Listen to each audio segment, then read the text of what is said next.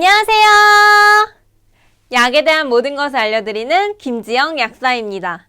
오늘은 영양제 선택이 어려운 입문자분들을 위한 선택 가이드를 드리려고 합니다. 영양제 막 먹기 시작해보려고 하는데 무엇을 먹어야 할지도 모르겠고 제품 고를 때 어떤 면들을 비교하여 선택해야 할지 모르겠는 분들 주목해주세요.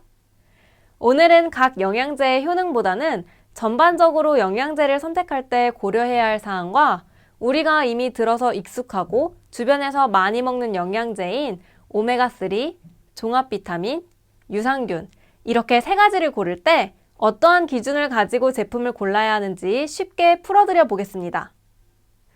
우선 기본적으로 영양제를 고를 때는 건강기능식품 마크와 GMP 마크를 통해 제조관리 기준에 따라 엄격하게 제조하고 있는지 확인해 주셔야 하고요. 이산화규소, 스테아린산 마그네슘, HPMC와 같은 화학 부형제나 합성 첨가물도 확인해 주는 것이 좋습니다. 요즘은 NCS라고 해서 No Chemical Solvent라는 제조 시에 화학 부형제나 합성 첨가물과 같은 화학 성분을 일절 사용하지 않았다고 표기하는 제품 표시도 있으니 헷갈리실 때는 이 표기가 있는지 확인해 주시면 편합니다. 또 나의 영양제 섭취 습관에 따라 내가 매일매일 영양제를 잘 챙겨 먹는다면 통에 든 영양제를 구입해도 상관없지만 자주 까먹거나 이동하면서 챙겨 먹어야 할 경우에는 개별 포장된 제품을 선택해 주세요. 온도와 빛, 습도에 예민한 영양제들은 공기와 접촉될수록 변질의 위험에 노출되기 때문입니다. 이어서 오메가3를 선택하는 요령 알려드릴게요. 오메가3는 특히 다른 영양제와는 다르게 원료가 매우 중요합니다. 불포화 지방산은 산화된 채로 섭취할 경우 위장장애뿐 아니라 세포 파괴나 DNA 변이를 일으킬 수 있고 우리 몸에서 바람인자로까지 작용할 수 있기 때문이에요. 잘못 골랐다가 몸에 더욱 안 좋은 영향을 끼칠 수도 있다는 말이죠.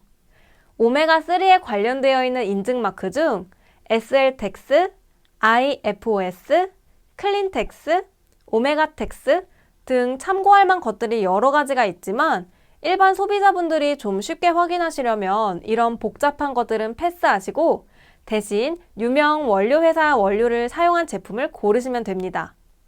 명품 원료사들은 특허받은 정제공법으로 초임계 유체 추출과 초임계 유체 크로마토그래피 과정을 통해 저온에서 인체에 무해한 이산화탄소를 이용하여 정제하고 농축하기 때문에 순도가 높고 산패가 덜 되거든요.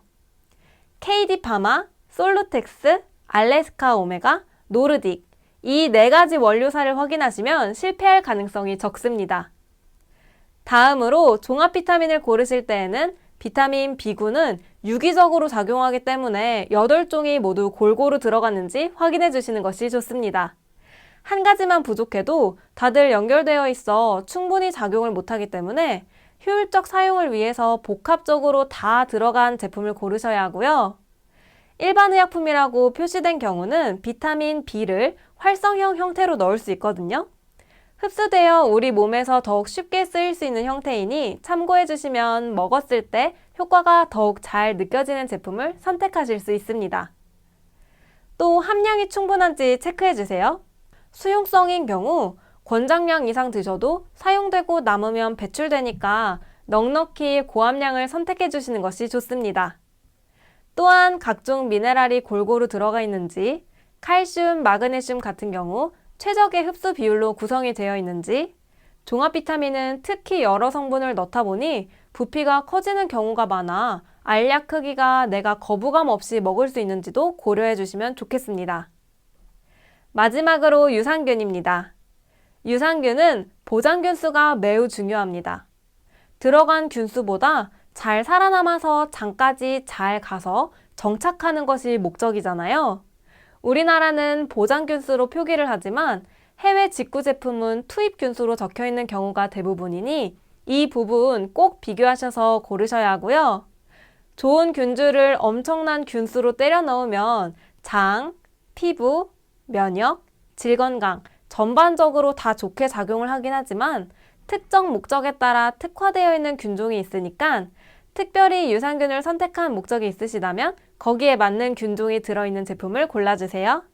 오늘은 영양제 입문하시는 분들이 어떤 기준으로 영양제를 고르시는 것이 좋은지 조금 간단하게 설명해 드렸습니다. 선택에 도움이 되시길 바라며 이상으로 김지영 약사였습니다. 오늘도 건강한 하루 되세요.